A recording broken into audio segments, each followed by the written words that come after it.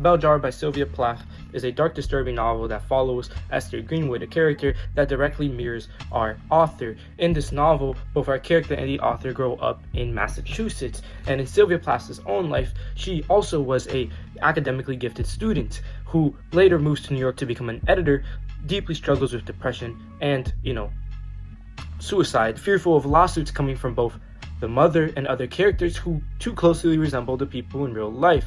Sylvia therefore was pressured to publish this under a different name, under Victoria. And unfortunately, the book did not receive much acclaim. It kind of went under the radar. The book, after our editor is in New York City and living the life, she's still unhappy and she spirals into depression. Unfortunately, she ends up having a suicide attempt, which she fails.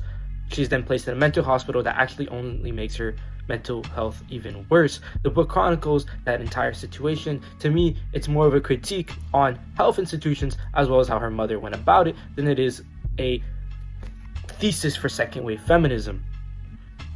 The book is deeply personal, it's sad, it is dark, and it seems almost like a confession of how the author feels about suicide.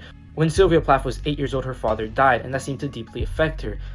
And famously, at her father's funeral, she said that one day she would commit suicide to join him. And it wasn't too long after this novel was published, and it did not do as well as she had wanted. It was released under a pen name, and she had divorced her husband due to his infidelity, that Sylvia Plath took her own life. This book later was published in the United States under her real name, and with her story becoming a confession to the truthfulness behind this novel, it was later adopted by second wave feminism, where this book became a cornerstone of feminist literature. Today, this book is widely celebrated and loved, but it wasn't always that way. Sylvia Plath's The Bell Jar.